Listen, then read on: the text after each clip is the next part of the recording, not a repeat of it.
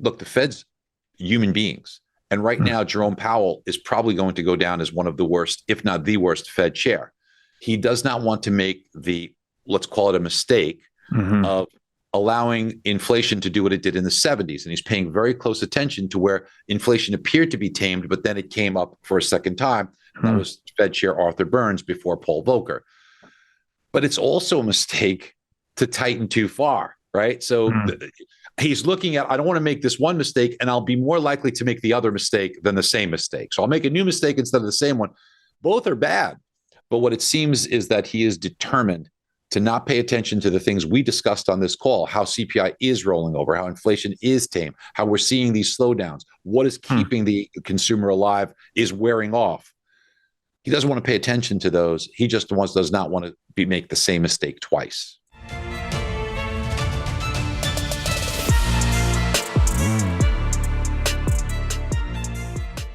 Hey everybody, welcome to the What is Money Show. I am thrilled to have you here joining me on my mission to help shine light on the corruption of money.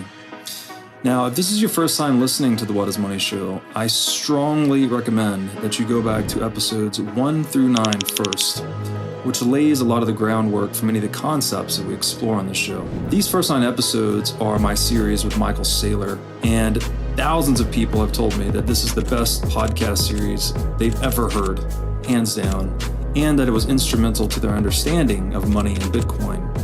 So if you're looking to start a deep dive into the nature of money, I don't think there's any place better that you can start other than episode 1 of this show.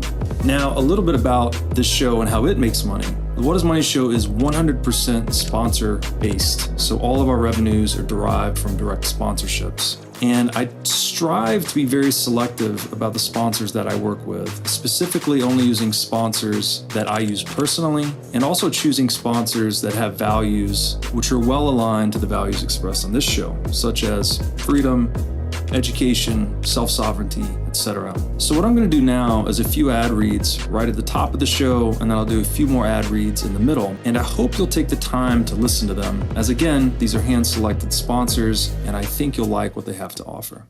Now I'd like to tell you about our sponsor, iCoin Technology. iCoin has just released a sleek new hardware wallet. It looks like a mini iPhone, a little touch screen and camera on it. The device has no Wi-Fi, no cellular connection, no GPS. It's a strictly physically cold hardware wallet. Like I said, it's got a high-res 3-inch touchscreen. It's got a camera for air gapping the wallet. It's got optional Bluetooth compatibility. And it's really a brand new UI, UX experience for a hardware wallet, making it very accessible, easy to use, not intimidating. And as we always talk about on this show, the only way you can truly own your Bitcoin is by having it in self-custody. So you need a device like iCoin Wallet to truly own your Bitcoin.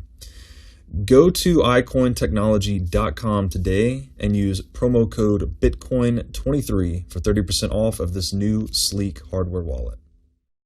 Now I'd like to tell you about our sponsor, Ledn.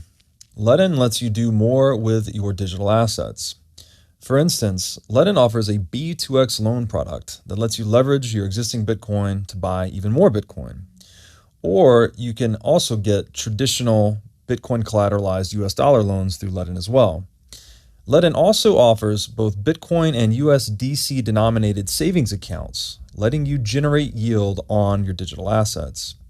Recently, Ledn has launched a Bitcoin mortgage product as well that lets you use Bitcoin to buy a home or finance one that you already own. So go to ledn.io, that's LEDN.io today to sign up.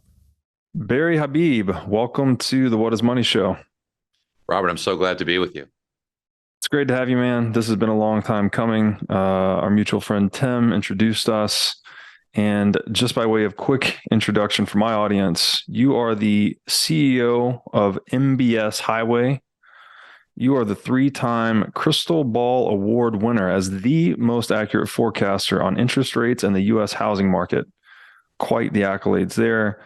Sometimes known as the guru or the GOAT, and you get a whole lot of media exposure for your prescience in these areas. Maybe we could start, Barry, with just like you giving a quick overview or synopsis of your career that brought you up to this point. Well, thanks. Again, thanks to Tim Brahim for the introduction. Tim is awesome. And Robert, it's such an honor to be with you. I'm a big fan of everything that you do. So started off interestingly enough, a stereo business, but it gave me a lot of upfront exposure because I'd hustle stereo equipment out of the trunk of my car. And you want to talk about cold calling and meeting people, right? So that was a very good start. Then I jumped into the mortgage business and real estate investing, had a very successful career, opened a mortgage business and did well with that. But gave me some ideas. And I thought about the way people did mortgages, and they didn't really look at the financial markets. And I always loved the financial markets. And I kind of had an idea to teach the mortgage industry about the financial markets. So how the business built it, sold it, was kind of ubiquitous within the industry. Did some fun things. Did Rock of Ages, which was the 27th longest running show on Broadway, and Chris Angel. So I've done some theater, had a medical imaging business. So it gave me a kind of a look at the economy in many different ways. All these businesses were built nicely, sold them, and then got back into helping the mortgage industry with MBS Highway. I've been a professional speaker for more years than I want to admit right now. Boy, it's like 30 years. So get to talk to a lot of people. You know, Robert, when you talk to people and when you listen, you tend to learn a lot as to what's going on. You know, each person is kind of like a book. And if you take a page from their book, your book just can really, really grow. So I've always tried to do that. I always tried to learn from others and listen and really trying to get the pulse of what is going on. And that's what's helped us, I believe, in seeing turning points and inflection points a little bit sooner, because data is important and critical, but data is old. So, you know, data is like driving a car, but looking in the rearview mirror, kind of what the Fed does, right? And they admit to be data dependent. I think when you're driving, it's best to look through the windshield. So these things have helped us. And at MBS Highway, we help mortgage professionals understand the market, understand the real estate market. We help real estate agents as well look at every market in the country and see where's it going, where's the opportunity, and dispelling a lot of what's in the media, because they have a very negative bias towards it, because that's what gets eyeballs. Yeah, great points there. I love this idea of just incorporating perspectives from others, right? It's so key to learning. And ultimately, I think even psychologically, that's what we are, right? We're kind of a composition of all these personalities that we've interacted with. And we pick up hopefully the good things from others and try to discard the less good things, and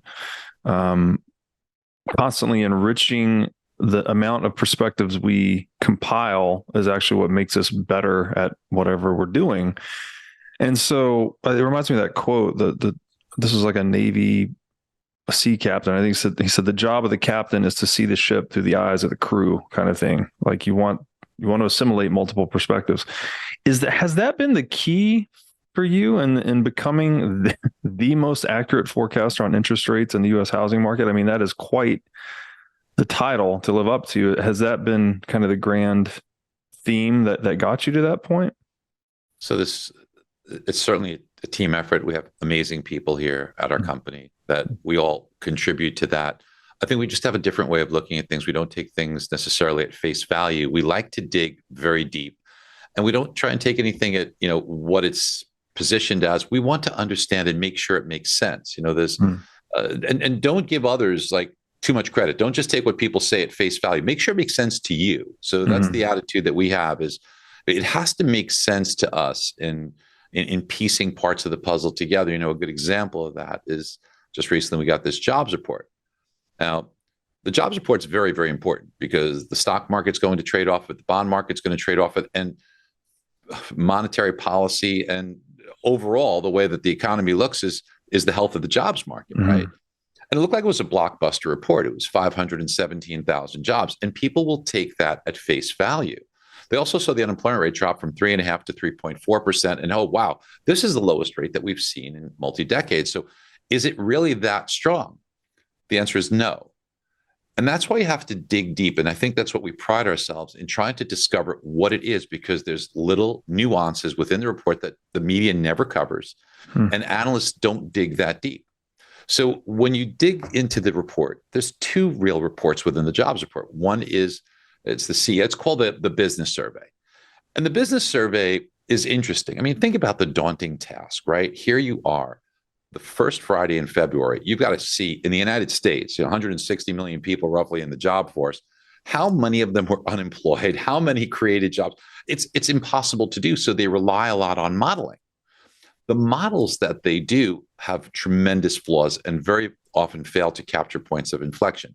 One of them is called the birth-death ratio. So the birth-death ratio, it sounds ugly, but what it means is the birth of businesses and the death of businesses. They take the net of the two and assign a value to the estimated amount of employees for each of these businesses, and it comes up with the amount of jobs created. Now, get this, Robert. For the month of January, it showed we lost 2.5 million jobs. 2.5 million. So how do we get to 500 million? Something they call a seasonal adjustment. I said, well, in January, you usually lose like 3 million workers from holiday hirings and weather changes. So we're going to say we should have lost 3 million. We only lost 2.5 million. So we gained 500,000. We didn't gain 500,000. We lost 2.5 million. We made a journal entry correction to make it look like 500. And I bet you that most people listening to this have never contemplated that this is what is being done to us. Okay, this is the stuff we're being fed, thinking we got 500,000 jobs, but it gets worse than that. Okay, let's remember that temperatures in January are much higher, except for Buffalo. Okay, but that's not a major market. So when you take a look at, there's factors that should have been negative seasonally, but they really weren't because we didn't have the typical cold temperatures. So you should not have made that seasonal adjustment. Yes, they did. Now it gets worse because the unemployment rate comes a separate report, which is called the household survey. Now, the household survey, this is where you get about 60,000 calls and where they reach out to individuals. Hey, are you working? Did you lose your job? This and that. So it's an actual survey as opposed to modeling. The survey that they do showed, according to the bottom line, it showed 894,000 job creations. Wow, that's why the unemployment rate went down, because it's according to this survey. Except for one little thing. They did something that's called a population control adjustment. Sounds like it should be in a sci-fi movie, right? Population control. What is that? For the entire year of 2022, what they discovered is they picked up some perhaps illegal workers or this or that, and they made it all as a catch-up in 1 month of January of 2023. So we didn't create 800,000 jobs in January 2023. Perhaps in the earlier part of 2022, they might have picked up some workers. They just lumped it in. If you remove the population control adjustment, we only created 84,000 jobs, and the unemployment rate would have actually went up. Down. That's the truth. That's real. But people don't get the benefit of seeing this stuff. Now, there is something that's a good report, I think. It's the ADP. ADP measures 25 million payroll records. Now, granted, it's not going to take like small businesses that don't hire a payroll company. I get that, okay? None of these are perfect. But 25 million records, that's a lot more than 60,000 households being surveyed or these birth-death models that are not reliable with adjustments. They showed 106,000 job creations. That's a lot more in line with that 84,000. So when you start to piece the puzzle together, did we really create closer to 100, maybe 150, maybe 75,000 jobs? It's probably the real number, but in no way, shape, or form is it 500,000. Right. But yet the markets react to it, the Fed responds to it, and policy is made because of it. And that's why we have boom-bust cycles, because policy is oftentimes looking at the wrong things. Wow, so much beneath the proverbial surface there with that, and the arbitrariness of these metrics. I mean, it reminds me of CPI, one we look at a lot, the hedonic adjustment, where they'll basically adjust for the quality of the items that are in the basket of the price changes being measured, and it just, I mean, when you compromise the comparability of these metrics over time, like you were describing, I think this was the population control adjustment, you said, that they just lumped all these changes over the past year into 1 month. I mean, that kind of destroys the purpose of the metric in the first place, is to be able to look at that common denominator period over period and see, is it up or is it down? And it introduces this opportunity for politicians to just kind of manage to whatever the narrative or agenda is. So you're so right. And it's very wise of you to recognize the hedonic adjustments in the inflation report, because for everyone that's listening, let's just explain that to you. So what Robert's saying is, if you were to take a vehicle, and let's say that vehicle went up $5,000 in price, No, not according to the way we do it in inflation. We might say that vehicle went down 3,000. Well, I'm paying $5,000 more. Why did it go down? Well, because now it includes GPS, now it includes Bluetooth, now it includes whatever features that you would have normally had to pay extra for, but through the technology, we're able to give you those. Maybe I didn't want those. Okay. Yeah. But it's a hedonic benefit. So therefore, it's a hedonic adjustment, and it suppresses the actual increase in cost that you're paying out of pocket. That's right. Yeah, perfectly said. And I just, the key point is like they're always saying, pointing people to the data or to the numbers as if there's some hard objectiveness to them. But this arbitrariness that's introduced to the composition of the metric itself compromises that entire idea. So I think it's really important for people to understand that you can't just say, people want to say, look at the science or look at the math, or the numbers are the numbers, but the numbers aren't always the numbers in this domain.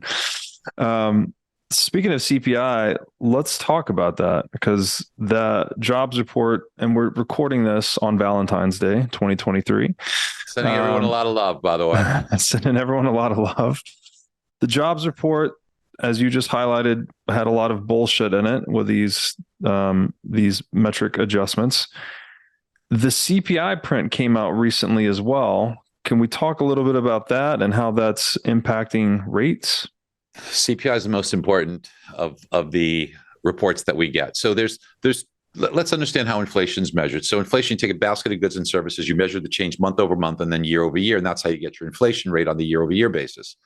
So it's important to understand this. There's two measuring sticks here. One is called the CPI, the Consumer Price Index, and then there's the PCE, Personal Consumption Expenditures. Now, the Fed has said that they kind of prefer the personal consumption expenditures. I don't think that that's the right way to go, because it has less of a weighting for out-of-pocket medical expenses and shelter, which are important. Also, one benefit of the personal consumption expenditure, PCE, is that it allows for substitution. So maybe a smart shopper might say, hey, you know what? The price of cantaloupes went through the roof, so maybe I'll substitute honeydew melons. Okay, I like that. It doesn't keep the hard basket, but I don't like the fact that the weighting for housing and shelter, as well as out-of-pocket medical expenses, is less of a weighting, because people really do feel those things more. Okay, so pick whichever one you like. The benefit of CPI is this. It comes out about 2 weeks earlier than PCE. So the market will react to the CPI.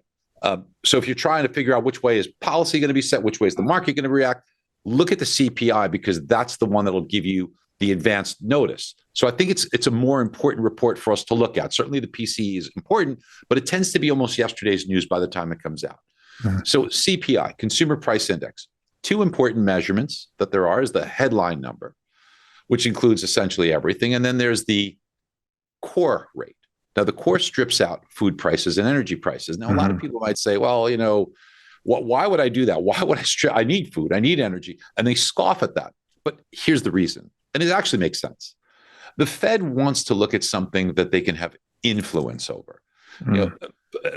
Bird sickness causing egg prices to go up. I can hike rates if I'm the Fed, or cut rates. Not going to change that. OPEC lowering production increase. Fed hikes and cuts won't impact that. Weather conditions, which could drive food prices, the Fed's not going to influence that. So they take those things out and they look at what can I influence with monetary policy. And that's the core rate of inflation.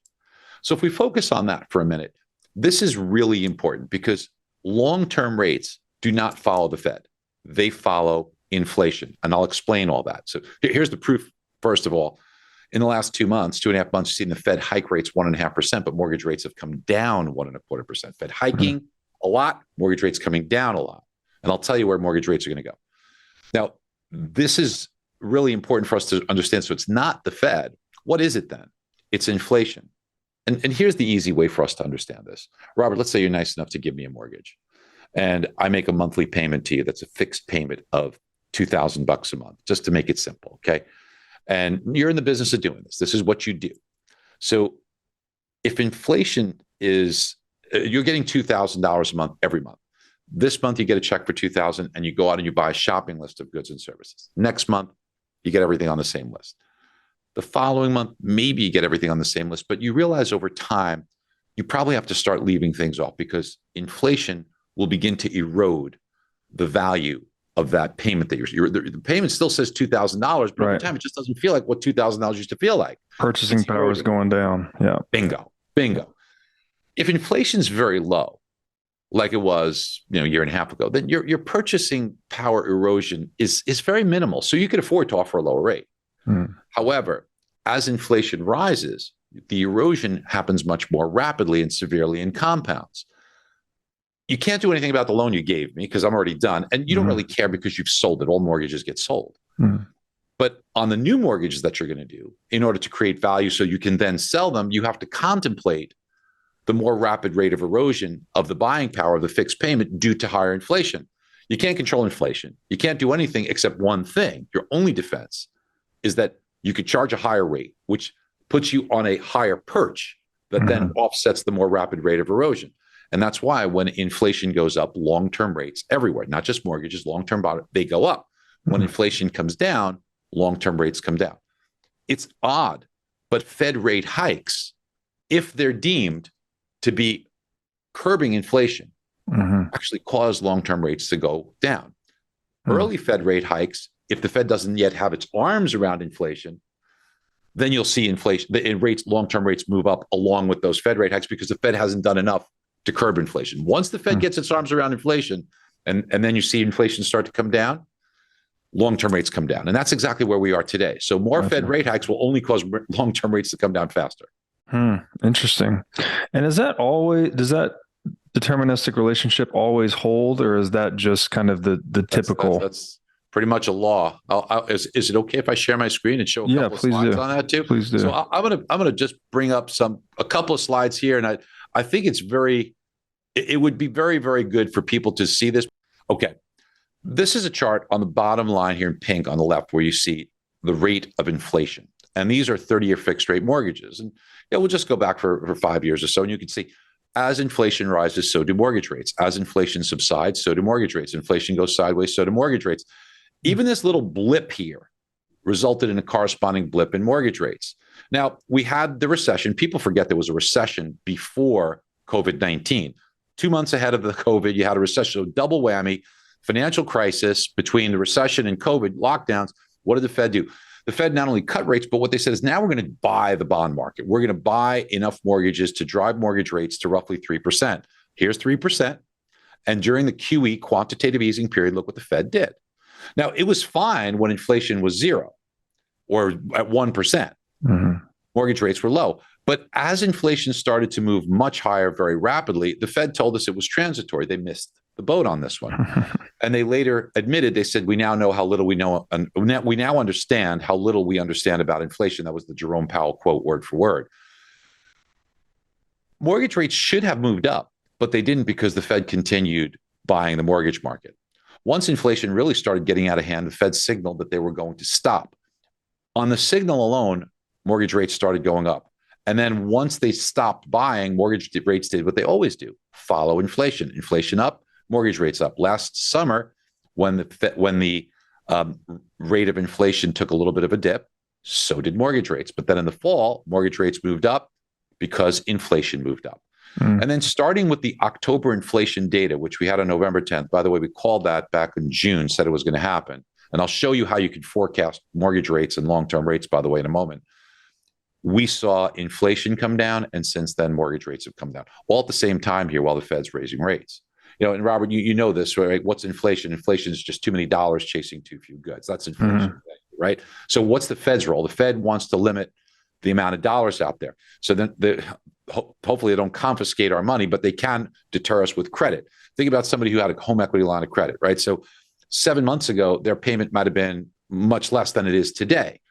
So they didn't take out more credit, but now if they're on a fixed payment income, in other words, they're getting a salary, more of that salary has to go to servicing the debt, which leaves less dollars to buy other things.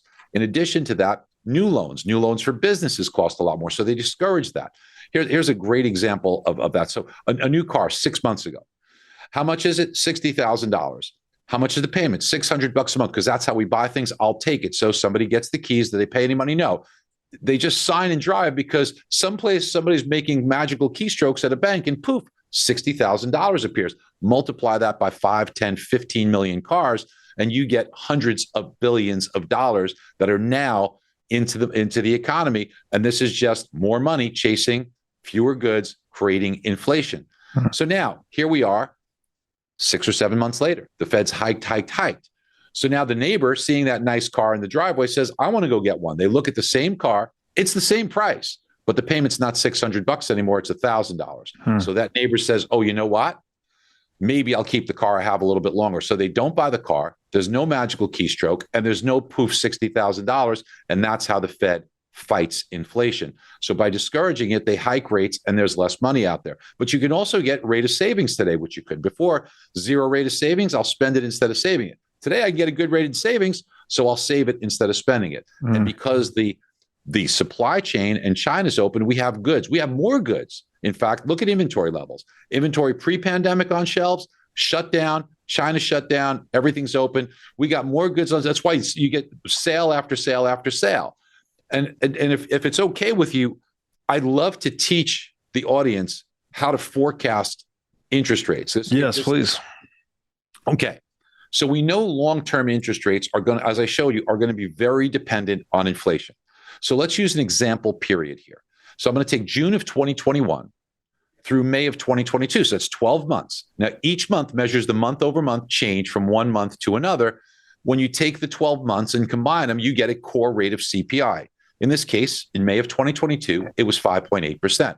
Now, interestingly, mortgage rates on 30-year fixed were similar to that. They don't always ride together. They just happen to be here. It's not so much what the difference is here, but it's the change. When this goes up, mortgage rates go up. When this goes down, mortgage rates go down. So we understand that. Okay, so now the June number comes out. I just want to do this so everybody understands it.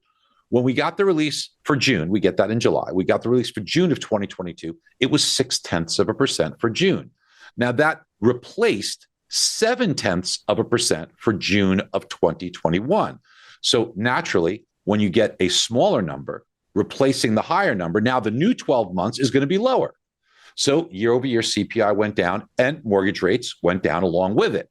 Everyone was out there, Robert, saying inflation's peaked. You might have recalled all of the, inflation's peaked, inflation.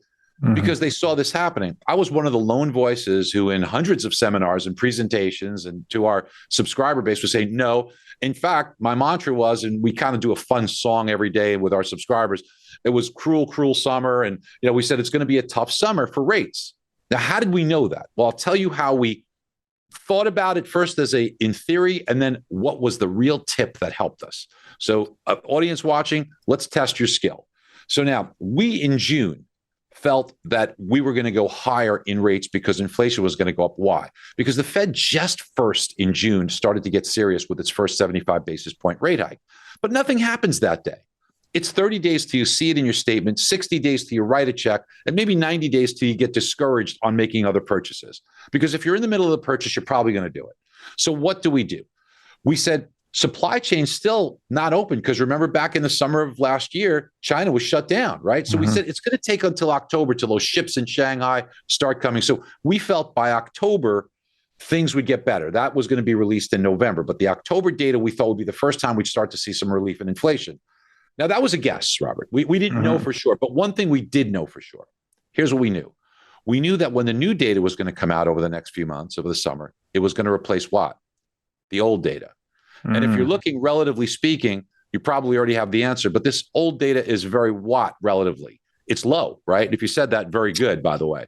So we felt that higher data would replace lower data, driving inflation higher and mortgage rates correspondingly move up. Right. And guess what happened? That's exactly what had happened. And just for the audio listeners, you're highlighting back to July through September 21, and you expected to see something similar in 22, but off of the present rate rather than the 21 rate.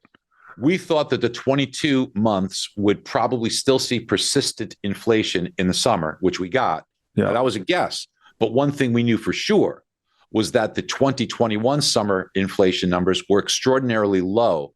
And because of that, we felt that higher numbers would replace lower numbers. So therefore, back in June, when everybody said inflation had peaked, we disagreed.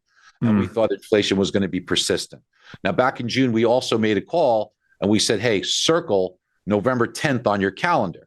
November 10th was when the October data for CPI was going to be released, and we believed that that would be the first month that we'd start to see the effects of the Fed and supply chain easing inflation. Now, again, that was a guess, but what did we know, Robert? We knew that as the new data beginning November 10th was going to come out, it was going to replace data from 2021.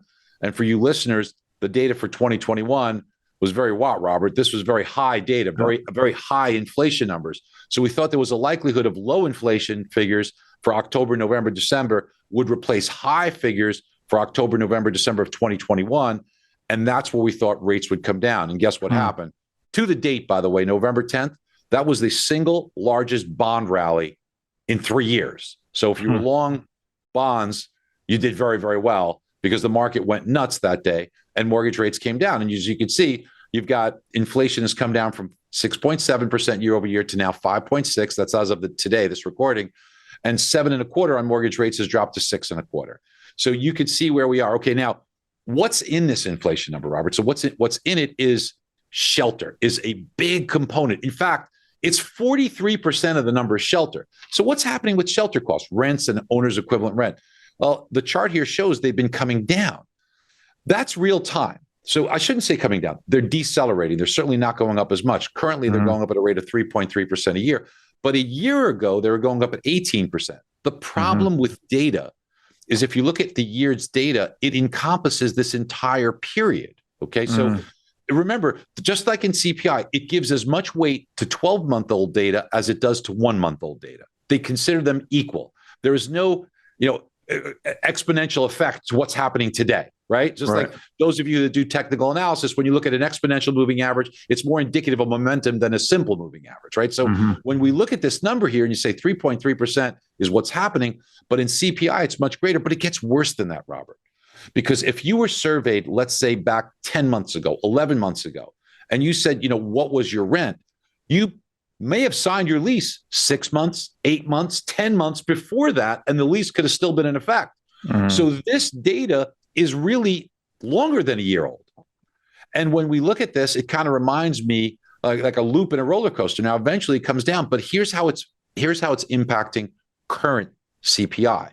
This line here shows the impact on CPI. It's showing it rising at almost 8%, 7.9%. It's showing it roughly 8%. It's closer to 3%. And remember, this is 43% of CPI. So this is fictitiously pushing the consumer price index up by more than 2%. And this is what we have to look forward to, is this is going to roll over because eventually it catches up, Robert. I mean, eventually you get through, it's like a roller coaster. Eventually you get through the roller coaster, right? On a roller coaster, the apex of the roller coaster, the front part of the roller coaster is heading lower. The back part's still going up. So the way that it's reflected in the report is it's still going up. Now, examine this with me for a second, and you can see first the real-time moves, and eventually you get that lag effect. That lag effect might take a year. Here's where we start going up. A year later, we start going up. So it's about a year now since we've had the apex. So I think in the next few months, we're going to get a rollover here, and it will start coming down. Now, remember, this is going to move slowly, but it'll start coming down. Now, here's how we're going to forecast this for us.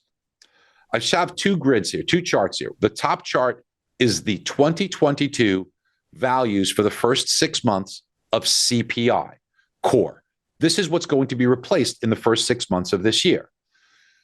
The bottom chart is the shelter component. So these are the 2022 monthly readings for shelter CPI, which are going to be replaced in the first 6 months of this year. Now, today, sorry, real quick, and sorry to interrupt your flow. Could you just decompose those terms for us? I'm familiar with CPI, but less familiar with shelter in CPI. So shelter is made up of three things. It's rent, actual rents. It's owner's equivalent rent, what an owner of a property thinks they can rent it for. And it's shelter outside, lodging outside of the home, your Airbnbs, your hotels, things like that. So that's what those three components make up your shelter component. And shelter makes up 43% of core CPI. So it's an enormous weighting. It's enormous. It's really, really important. So today, we got the new numbers for CPI, and the bond market didn't love it. The stock market didn't love it. Why? Because they said inflation's coming down, but it's not coming down as much. Now, we were not surprised by this because we took a deeper dive. First of all, if you take a look what January of 2022 was, it was 0.6. Now, today's number came out at 0.4, so we did get a drop. It was modest, and people saying inflation is not coming down that fast. Well, here's the reason. Notice the shelter component for 2022 was very, very low. So we knew that this was going to cause inflation to come down grudgingly. And we told our subscribers this, that you're not going to get the number you want here. It's going to be a slug. We're not going to really get there. But now let's look ahead, Robert, and let's all forecast this together. On March 14th, we will get the February data for 2023, and it's going to replace this data here for February 2022.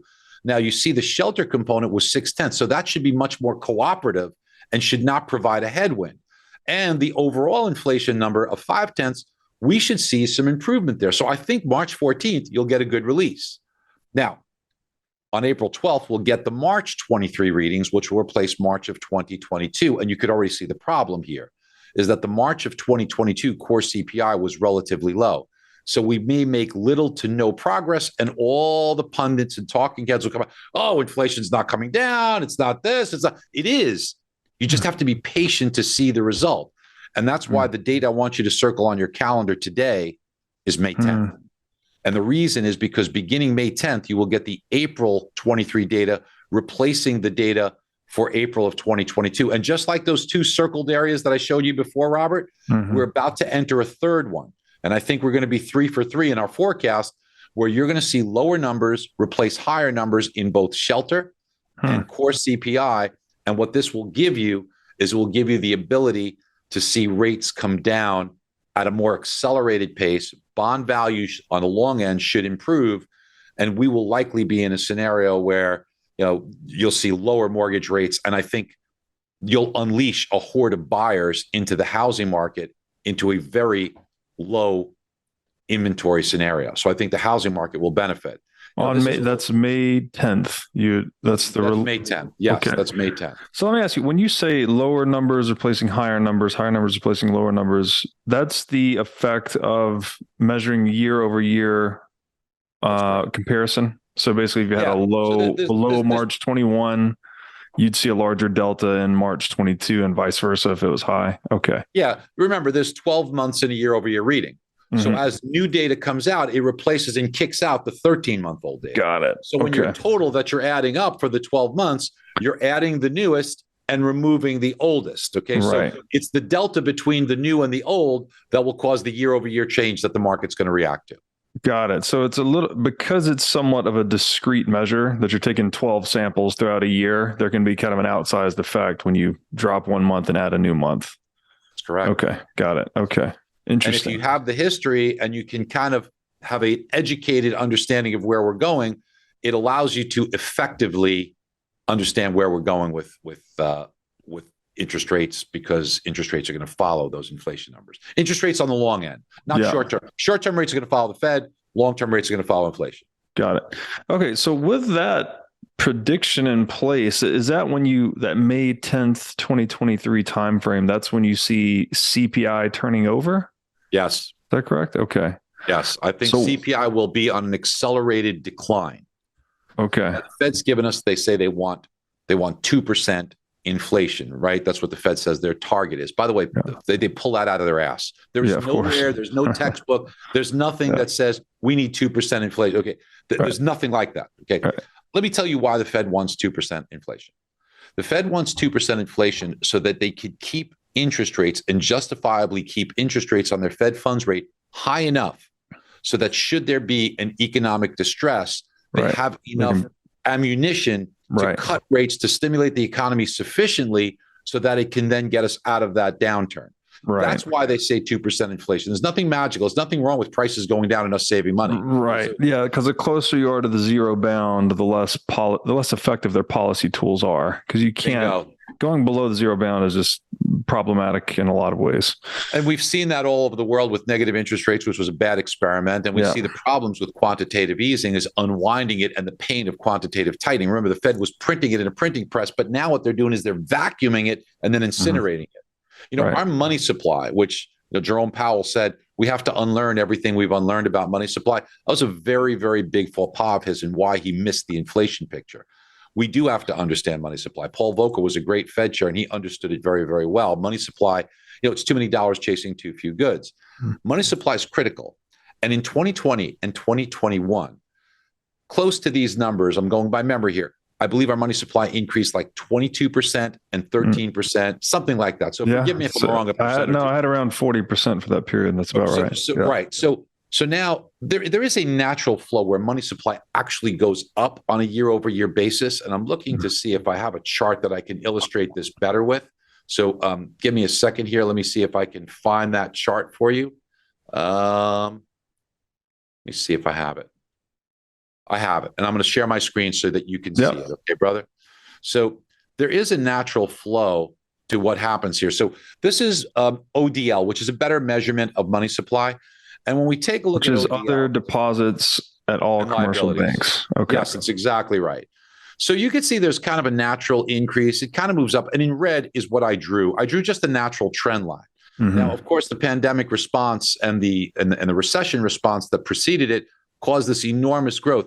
But for the first time ever, it's a record, we saw the money supply shrink by 2%, 1.8% in 2022. But it was all in the fourth quarter. Money supply was growing. It all came out in the fourth quarter. And January of 2023 alone, we saw this drop 7%. At this pace of quantitative tightening, we will get back to trends sometime middle of this year, which will be very, very much a neutralizer of inflationary forces. So we will start to see deflationary forces, recession. This is a very important thing to look at, is this ODL, the money supply. And it's a critical element in understanding where inflation is going, which again helps you to understand where long-term rates are going. So do you think we're returning to that trend line? I do. Okay, I do. Wow. So that's a pretty aggressive quantitative tightening we're facing. It is very aggressive. Yeah. Now I'd like to tell you about our sponsor, CrowdHealth. CrowdHealth is a Bitcoin-enabled alternative to legacy health insurance. Now let's face it, legacy health insurance is an absolute scam. Nobody can explain this better than the legendary comedian Chris Rock. Insurance. You got to have some insurance. You got to. There's an insurance. They shouldn't even call it insurance. They should just call it in case shit. Like, I give a company some money in case shit happens. Now, if shit don't happen, shouldn't I get my money back? So with CrowdHealth, instead of just paying premiums that you'll never see again, you can hold part of this pool of savings in dollars and in Bitcoin through CrowdHealth. And when you have a health event, you can draw against this pool of communal savings. So go to joincrowdhealth.com/breedlove to learn more or sign up. Now I'd like to tell you about our sponsor, Wasabi Wallet. Wasabi lets you use Bitcoin privately while still maintaining full control over your money. Specifically, Wasabi Wallet is an open source, non-custodial wallet with privacy built in by default. By using Wasabi, you're effectively putting the private back in private property. Wasabi Wallet is an easy-to-use privacy wallet that can support any amount of Bitcoin transactions. So go to wasabiwallet.io today to download this state-of-the-art wallet software. Now I'd like to tell you about our sponsor, Bitcoin Conference 2023. This 3-day event will be held May 18th through 20th in Miami Beach. This is going to be the biggest event of the year, as it always is. And the past 2 years in Miami have simply been amazing. Day 1's Industry Day. Days 2 and 3 are going to be open to general admission. And I'd say this is a great place to go and network with Bitcoiners or even look for a job. Just a really all-around great experience. There's a fantastic speaker lineup, including Michael Saylor, Zoltan Pozar, Lynn Alden, Alex Gladstein, many others. And last year, we did a 10 million sats giveaway for this event, and we're going to do it again this year. So to get discounted tickets and enter for a chance to win 10 million sats, go to b.tc/conference/2023 and use code BREEDLOVE.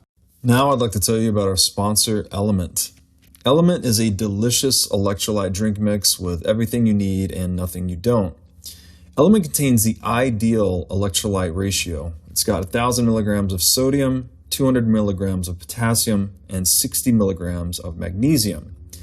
Element has no junk. It's got no sugar, no coloring, no artificial ingredients, no gluten, no fillers, no BS at all. Element is perfectly suited for people that are on a keto, low carb, or paleo diet. And as someone that eats a very heavy meat diet and does a lot of intermittent fasting, I simply love this stuff.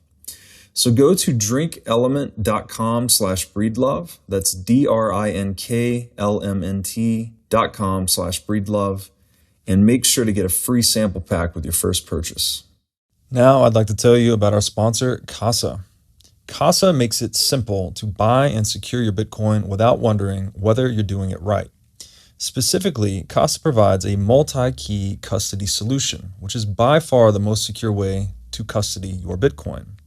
Now, when I talk about Bitcoin being theft-proof money or inviolable private property, a multi-key custody model is exactly what I am talking about. Using multiple keys lets you maintain full control of your Bitcoin while also giving you redundancy in case you lose one of the keys. It's also the best way to secure your Bitcoin for inheritance planning purposes. So go to keys.casa, that's CASA, today to sign up and use discount code BREEDLOVE. What should we be doing with this information? We get a little bit into the technical weeds here. I think most people watching this are probably thinking, okay, like housing, is it a bubble? Is it not a bubble? Will it be a bubble? Is this different than 2007, 2008? If so, how? How would you enlighten people on that? Yeah. Well, I believe this. I'm not going to be anybody financial advice here. Okay. I'm just telling you what markets I think should perform well. I think long-term bonds should perform well because if you have a long-term bond at a higher rate and rates decline from there, your value, you make money not just on yield, but you get appreciation value. I think that the stock market, you have to be very careful because if you were to take a look by most models, the S&P 500, somewhere around 4,100 or so, I don't know the exact number where it is right now, maybe a target might be 3,300 or based upon previous recessions. I believe firmly we're headed for a recession, firmly that we are. So, and then this financial tightening will accelerate that. You see the money supply. Okay? When the money supply, when there's too much money, it goes into assets like stocks and things like that. It pushes them higher. When you drain money, you're not going to see it go into those assets. So I believe that just be careful. Housing, I think, is an opportunity right now. I know people think I'm crazy sometimes with this stuff, but we called the exact bottom of the housing market. But by the way, I haven't always been a housing bull. Back in 2007, I thought the housing market was in trouble. I sold my business that was in it because I felt it was in trouble and created another company to help people understand how they should protect themselves from that. So when I see a problem in the housing market, I'll tell you there's a problem. But the housing market right now, I believe, is an opportunity that's going to increase in value, not decrease in value. So I know that that's very contrarian. It's very easy for the media to jump all over and say, oh, housing's in trouble. I mean, I could show you some reasons why. I've got some charts that kind of can dispel any myths about why there's a bubble. And let's talk about it a bit because you're predicting, I guess, a sell-off in risk assets with this quantitative tightening that is happening. Yes. But I guess you're saying that real estate will not be treated that way. It just won't be treated as risk-on asset. Real estate's very different. If I sell a stock, I don't have to buy another one. But in most cases, if I sell a home, I need to live somewhere. Right. So that's going to create a demand on housing. Housing, you have to look at the supply and demand equation like you do in anything else in economics, right? Supply and demand will give you price discovery. So how do you measure supply in housing? You measure it by builders completing homes and putting them on the market. But then you have to shave off about 100,000 of those a year because homes age, they have to be replaced. So builders have to build about 100,000 more homes than demand. Now, how do you measure demand? Demand is measured by household formations. So what's a household formation? Mom, dad, child. They live in one household. At some point in time, that child grows up and gets their own place. When they do, it's the same family unit. It's mom, dad, and child. However, they now have two households instead of one. They have formed a household. Household formation is demand, household completions is supply. And it's different. So when analysts look at housing and say, oh, it's going to go down because it's gone up, or not so easy because you have to look at the supply and demand equation. Certainly demand is going to be levered by interest rates, right? And if you believe, like I do, that inflation's coming down, interest rates are coming down. And when interest rates come down, you increase the pool of available of people that now can be in the demand area. Makes sense. For every 1% drop in interest rates, 5 million more people, not saying they will do it, 5 million more people become eligible. And that's why recessions help housing, don't hurt housing, because if in a recession, you see a 1% increase in the rate of unemployment, that's roughly 1.5 million people that at least temporarily won't be home buyers, but you have 5 million more people that can be home buyers. Got it. It just overwhelms the amount of people that get adversely affected by recession. Got it. So you think rates then will be, Fed's going to start cutting rates?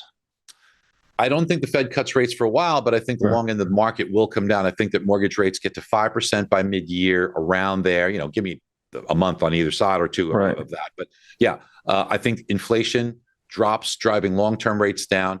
And then there's a natural response between the 10-year Treasury and mortgage rates. It's typically about 1.75% to 2%. That's the, you know, we can get wonky, and I could show you what's happened here, but it's gotten out of whack. It's gone to an extreme level, and that's because the value of a mortgage includes something called servicing. Nobody holds a mortgage. It's too risky to hold it. If you gave me a mortgage at 3%, a year later rates go to 6%, you'd be losing a ton of money. So you don't hold that risk. So you offload that risk. You sell it in the secondary market. But and that's the Fannie Mae and Freddie buying most of those? Bingo. Yeah, and they don't just buy them, they aggregate them, and then they sell it on Wall Street. Who ultimately owns it is everybody listening on this call. If you look in your mutual funds, 401ks, IRAs, insurance, it's in there. So we, the public, assume that risk. But what's happening, though, is that mortgage still needs to be serviced. What's why it's called a servicer. Somebody's got to collect the payments, pay the taxes for real estate, the insurance, they'll tell you, send you a note if you're late. They have to answer your questions. So they get a fee for that. So that gets built into the value of a mortgage, is that fee. So what happens is that the longer the expected life of the mortgage, because remember that fee's got to be set at time of closing. So you estimate how long that mortgage is going to be alive for to calculate how many times you're going to get paid that fee for doing that work. So if it's typically measured 4, 5, 6 years, that fee's big. But what happened was the servicing value got sucked out of it, because at 7.25%, the smartest money in the world said, wait a minute, these 7.25% mortgages are going to be refinanced quickly. So therefore they assigned a very small servicing value because they estimated rates coming down. And that made the spread, because value goes down, yield goes up. Remember, it's like a seesaw with bonds, right? As a bond price rises, the rate goes down and vice versa. So as the bond value decreased for less servicing, the yield shot up. And that's why mortgage rates disproportionately rose compared to the 10-year Treasury. So we saw mortgage rates rise 3% above the 10-year. In 35 years, that's never happened. But now it's already reduced to about 2.6. And as yields on the 10-year continue to come down, we'll get to a normal spread. 10 years going to 2.5 to 3. Mortgage rates will be 4.5 to 5. And that means you're going to unleash a horde of buyers on a super light inventory environment. And that's going to create a lot of pressure. Gotcha. Okay. That makes sense. And then for those that are spooked, perhaps 2007, 2008, they're sitting on the sidelines waiting for crash to come in and buy real estate at a discount. What data is making you think that is not a possibility this time around? There's no crash, nothing even close to it. In fact, we're already starting to see a turn, and there are in certain markets multiple offers. Let me show you why. And if it's okay with you, it's just easier to see it, right? Absolutely, so, please. I'm going to show. So first of all, why isn't there a recession? Well, Robert, it's being staved off by people jacking up their credit cards. Pre-recession, here's where we were. You get recession and pandemic. My savings rate before the recession was close to 10%, but I got a big stimulus check. So now my savings rate went way up. And what did I do? I paid off my credit cards. Now, the stimulus money was burning a hole in my pocket. So I spent it. I bought things. I liked the, fancy designer names. And then I got another stimmy, but this time I spent it much faster than the first one. So still don't have a credit card balance, and a lot of things aren't even open yet. And then I got another stimmy, but this time I spent it even faster. And this was a bigger check. So now I'm out of stimulus. What do I want to do? I want to keep the party going. So I'm jacking up my credit cards way above the previous record high, and I'm draining my savings account. But even this has an expiration date. And that's when you're going to hit the wall and have a recession, because this can't continue. 10% savings rate before pandemic, 3.5% now. And if we have a recession, what happens to mortgage rates? They go down. Here, the last one by 1%, then more than 1%, then more, almost 1%, then more, 2.25%, then more, 5%, 4%. Mortgage rates go down during recessions. What's the effect on real estate? 8 out of 9 recessions, real estate values rose. What happened here? Aside from the crazy products you don't have, no income, no asset, job optional. What's the mortgage application was, do you have a pulse or could you fog up this mirror? You're approved. Okay. Right. We don't have any of those right now. So let's understand this. I explained the supply and demand equation. This shows it to you. The last 20 years, the blue line, household formations, which I explained, the gold bar, builders completing homes and putting them up as inventory. Notice in 2004 and 2005, it was close. Builders have to build a little bit more because of the homes that get retired. But in 2006, something crazy happened. Builders built more homes than ever, 2 million. We've not even built anything close to that today. But look at household formations, Robert. It fell off a cliff and then dropped again. They stayed low and then went up. You want to know why the housing market's so good right now? Too much household formation, not enough homes. That's why inventory is so low. So what the heck happened here? So the question is, can this happen again? So we have to analyze this. What caused the median age of a first-time home buyer is 33. So what caused this drop in 33-year-old activity? Well, maybe it was birth rates. So 2006, 33 years before that is 1973. Here's a birth chart. Notice the corresponding drop in births 33 years before. It's a hand in glove. Look at this, Robert. Big drop in 1973, drop in 74, stays low, goes up. Let me show you the previous chart. Drop, stays low, goes up. It's amazing, right? Well, stands to reason. Demographics are destiny, right? Bingo. That's exactly right, man. So Robert, what caused this? There's a reason. So please, if you're listening, I'm not offering any opinion on this. Don't get crazy on me. I'm just giving you statistics. In 1973, abortions legalized. Therefore, birth rates dropped the next year because it takes 9 months to have a pregnancy. It filters through to the next year, and then you get a flattening out in birth rates. Finally, it goes up. So now where are we in 2023? That 33-year-old in 2023 was born in 1990. Look at the birth rates for 1990. Very different story. Yeah. So there's more demand. And this don't worry about this. Is just some headlines that the media puts out there. But I want to show you inventory. It looks like inventory is going up in the beginning of the year. People say be careful of that, but it comes down every single year. Why? Because of schools. Kids, if they come in the middle of the school year, it's tough on them with friends. It's tough on them with getting picked on, and it's tough on them with catching up because curriculum is different. Parents want their kids to start at the beginning of the school year. So that's why you have to be in your home by August. So you got to be June, July, and August. You got to move in. So you got to sell your home when? During the spring months, April, May, June, and then it comes back down in the inventory. Every year it happens. So you asked the question about the 2007. Do you know there was 4 million units in inventory in 2007? 4 million. Today, 970,000. Oh, wow. We have 30 million more people in this country, Robert, fighting for 3 million fewer homes. This is a bubble.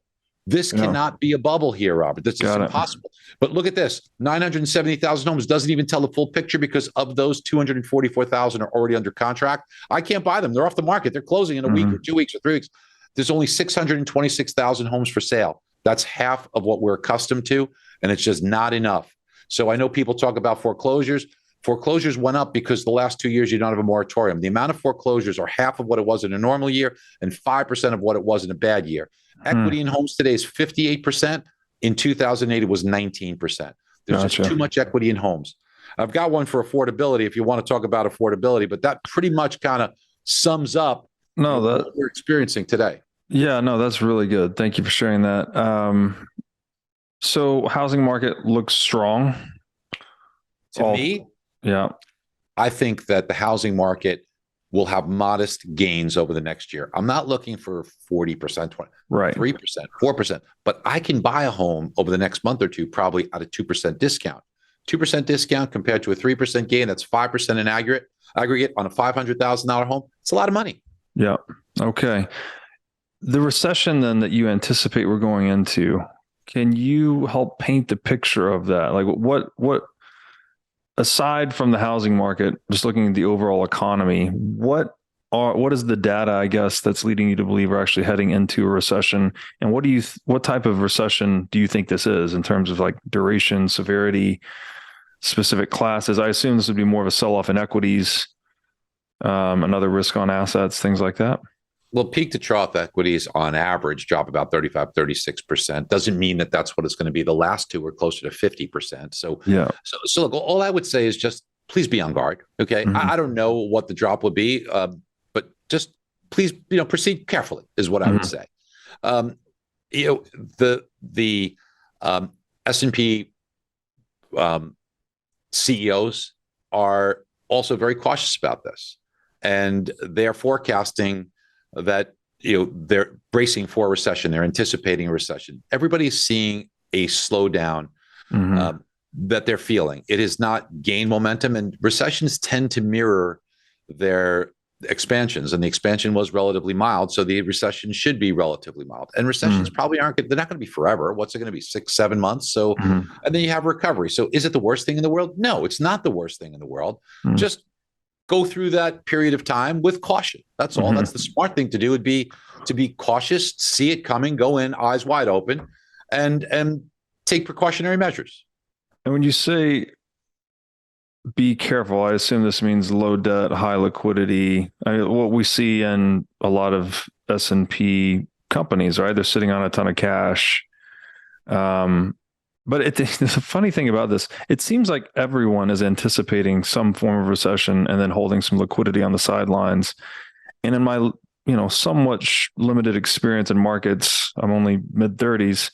Every time everyone's anticipating that one thing doesn't seem to happen. So I don't see how it can't this time, but I guess what else would you say about precautionary measures in terms of, is it just being liquid, low debt, et cetera? What else? Well, it's interesting that what you said earlier is that one of Bob Farrell's rules of investing, when everybody sees it one way, usually the opposite happens. Not always, but usually. Yeah. This is one where I agree with the overall consensus. It just appears to be and the real reason for it is the tightening of monetary policy that we're experiencing, and the Fed's reluctance to be able to drive this ship or car looking through the windshield. They're driving, looking at the rearview mirror. How many times have you heard the Fed say data dependent? Well, data is inherently delayed. I showed you data for CPI, how much it lags.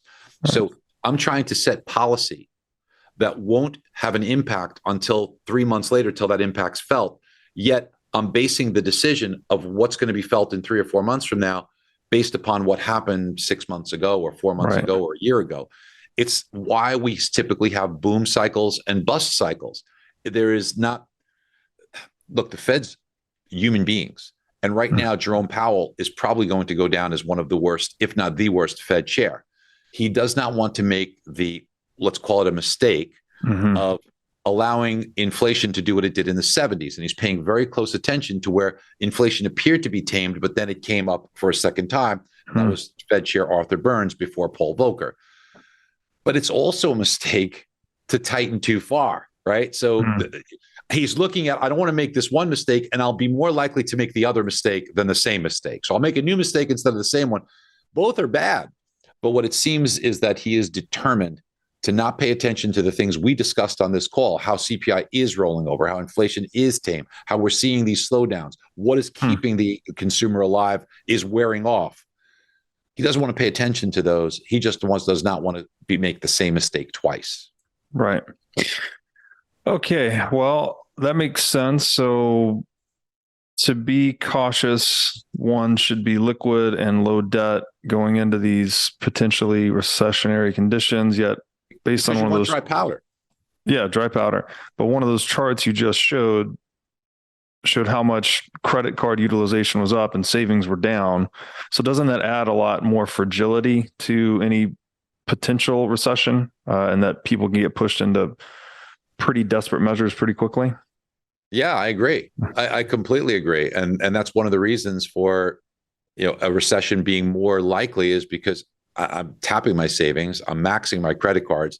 How much more can I get pushed? Right? Yeah. How much more do I have to go before my buying decisions start to have an impact on the stores that are accustomed to me as a customer? So it's less dinners out, it's less clothes, it's less name brands. You're going to be giving up a lot of those things that people have been accustomed to doing because they're now maxed out. And that's how recession begins, and that's how recession turns. And I believe we're starting to see the impact of that already. Now, I mentioned dry powder earlier, and you're right. You want to have some cash available because if asset prices come down and become more affordable, that's probably a good time to grab it, right? You want to take advantage of that opportunity. So I think there will be opportunities that present themselves that you want to be able to pounce on. Mm-hmm. And I think there's places that you can hide right now in the interim, like the long end of the bond market, that can offer you very, very good returns as we head there. I'm not going to tell people to go short on equities, but sure, potentially, if someone were more less risk adverse and wanted to maybe hedge their positions, they may want to put some protective measures, some puts on their holdings or whatever like that. Mm-hmm. So all I'm just saying is just understand that if you believe in history, maybe not exactly repeating itself as Mark Twain said, but rhyming, you more than likely will see asset prices on the overall indices have some more. There's more of a likelihood that they move lower than they move. 1,000 points lower is a lot less resistance than 1,000 points higher on the S&P. Got it. And the data dependent Federal Reserve decision making that you describe, obviously they're looking at CPI. They're obviously looking at unemployment as well. So do you think there is a threshold of unemployment that's going to cause them to pivot and start cutting rates aggressively again? Or what are you, if you're trying to predict the moves of the Fed, what pieces of data are they looking at through that rearview mirror? And to what extent are they weighting them? Well, they're certainly looking at job creations on the unemployment rate, and they're looking at the lack of slack in the economy.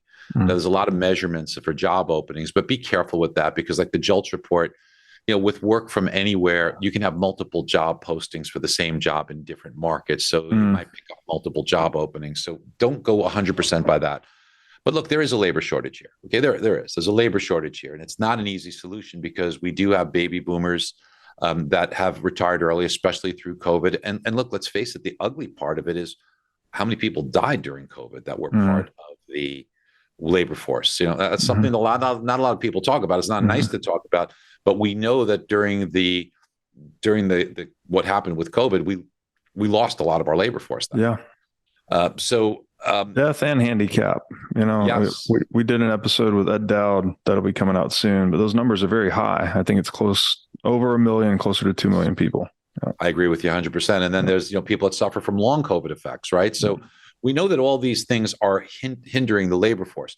But will this improve over time? It will, as youth starts to kind of mature into replacing some of those positions, but also technology. Technology will replace a lot of jobs, and it will create a little more slack. It just takes time, Robert. It's just these things, the transitions like this take time. I mean, I was one of the people where 5 or 6 years ago when I was hearing about autonomous driving, I was like, wow, how are you going to have autonomous driving? But now it's a reality, okay? And those are replacing jobs. I was reading this morning about autonomous tractors on farms coming out. And there will be lots of jobs that get replaced through technology, and technology that we haven't even imagined yet. That's going to come out at a more exponential pace. So 10 years from now, we're going to be looking at a much different environment. And here's another thing that's very interesting. And I know that it's something that fascinates us is longevity.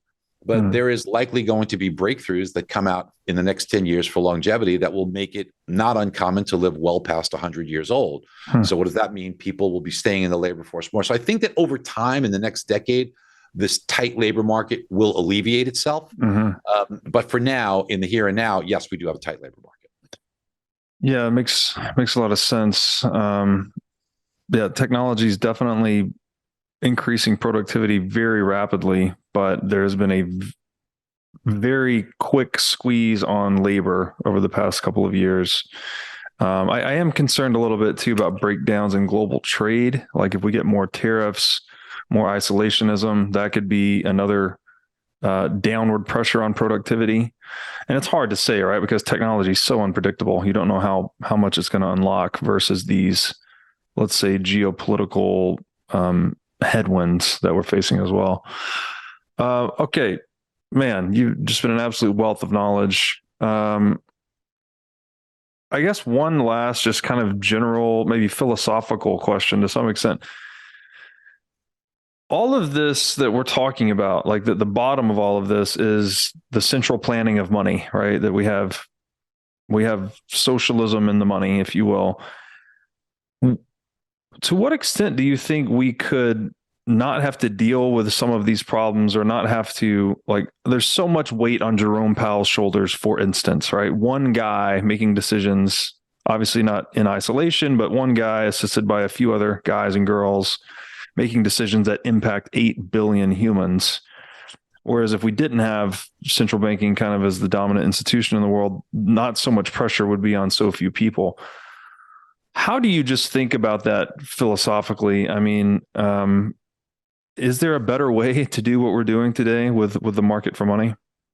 I think there is. When you take a look at the Fed, 19 members, that between 19 people, they are responsible for the price, the most important price in the world, and that's the price of money. Mm-hmm. So, and they also have this power with the balance sheet now to print it. Theoretically, it's not actually printing, but to create it. Mm-hmm. And like they're doing now, they're vacuuming it up and incinerating it. So they have enormous power. And when you look at some of the backgrounds of these individuals, it's mostly government, or just at the Fed, or just government, the Fed, and academic for the vast majority of them. That, when I told you about, you were nice enough to ask, some of the things I've done in my career. And, I look back and I say, well, it's given me a different lens. It's given me a lens to take pages from people's books, like you and I talked about, right? And learn from others. So whether it was in entertainment, whether it was in healthcare, whether it was in mortgage or real estate, or in understanding the financial markets, all of those things help to provide perspective. And I feel that there's a lack of perspective on some of the abilities of Fed members. I don't believe that they intend to do any harm. I believe that they just are, to some degree, and they admit this, they lack some understanding in how to view this. So, and it's amazing to me because they have resources that are amazing. 500 economists that are part of underneath those 19 Fed members that they can get information and data from. It's just surprising to me that there is so much data dependency and less of a real-time understanding of what's going on. So it's easy for all of us to criticize them. So let's understand that it's a hard job to do, but their record in the past has not been wonderful. And I think that a better way to do it would be to drive by looking through the windshield as opposed to the rearview mirror. And that's data dependency that they keep touting. We got to be data dependent. Well, that tells me you're going to be making mistakes. So is it almost a fool's errand to try and plan this whole thing? I mean, should we not just leave it up to market forces? Like, let the interest rate be a product of price discovery, just like every other commodity in the world? Well, to some extent, the Fed is charged with price stability, but price stability is flat prices, zero prices. So they pull out of their ass this 2%, right? So 2%, why do they have that? They have 2% rate of inflation because in an area where the Fed's supposed to act, the reason the Fed was created, right, which is JP Morgan and others were bailing banks out because they were run on banks and there was distress. The Fed's supposed to, in a distressful situation, help the economy get on stable footing. One of the ways they do that is by cutting rates.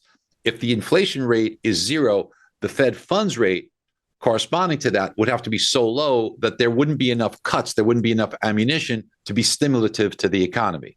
So they put this 2% out there, not because they want prices to go up at 2%, because it will justify a Fed funds rate in that 4% range, or so that they now have enough ammunition to create enough monetary stimulus to create activity that will get the economy right on a right foot. So again, I don't envy their job.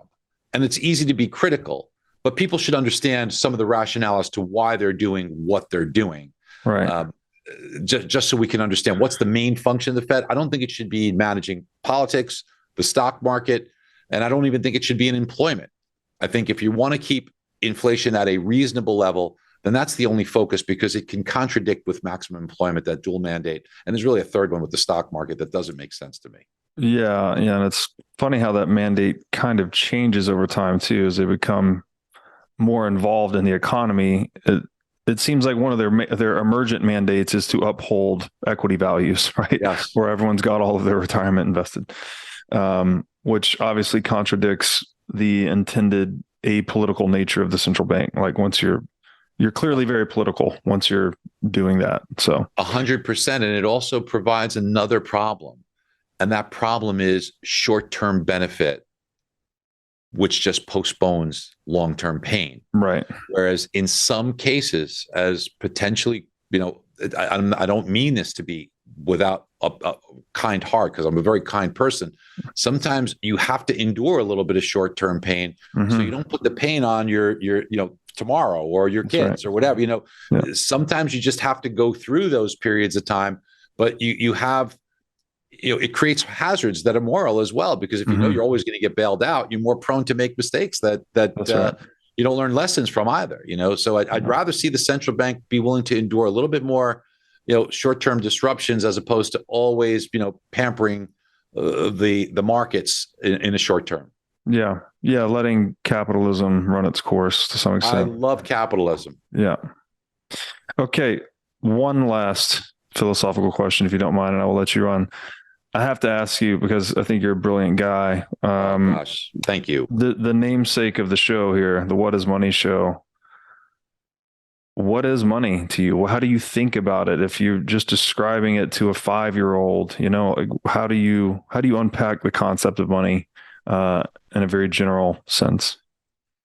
So when I you first think about what money is it allows you to get what you need in a way that's common and in a way that you can rely upon. So if I have a need for something, back when bartering was it really wasn't very effective. So I need a common thing that I can exchange, a method of exchange, so I can obtain the things that I need and provide things that others need. So that's basically what this is, right? So if I can do that in a way that I could believe in, and that's if you believe in fiat currency, to the extent that you have faith in receiving it for your service or paying it for the service of others, and that it also creates some sort of a store of value if you're keeping it, so that it has some value. Of course, there's going to be other factors that affect it. And that's really what money is supposed to do. Money is supposed to allow me to get the stuff I need and get rewarded for the stuff I provide, so that I can then exchange that for more. So it's this exchange mechanism. To me, that's what it's supposed to do. But it's clearly far more complicated and way above what I can potentially articulate. No, I think that's a great job. Like, you're highlighting the functional qualities of money. And it also speaks to maybe like the trade-off central banks are making. They're kind of compromising that store of value function in an attempt to manage economic downturns and whatnot. So yeah, I think it's well said. Barry, man, this has been an absolute dynamite conversation. I appreciate all the data, the deep thinking you've done around these admittedly complex and abstract topics. For a lot of people, it seems like you've got quite the art form bringing it down to earth, and that is much appreciated by a lot of people, I am sure. For my audience, could you please let them know where they can find you on the internet? Yeah, real easy is Instagram. I am Barry Habib. That's very, very easy. I respond to it. You can certainly look me up on LinkedIn, but I am Barry Habib at Instagram. That's usually the best way. Follow me there. I do a lot of reels and a lot of short videos. We should do one together, my brother. Yeah. And listen, I want to just tell you, I appreciate you, and thank you for allowing me the ability and the time to share some ideas with your amazing audience, and those of you that took the time to listen. Let me tell you something. I am so honored that you took the time to spend with me. Your time is very valuable. Your attention is even more valuable. So I hope that I've done a good job in making your time worthwhile. You certainly have, at least from my little perspective here. Barry, thank you so much. We'll do this again sometime. God bless, brother. Thank you.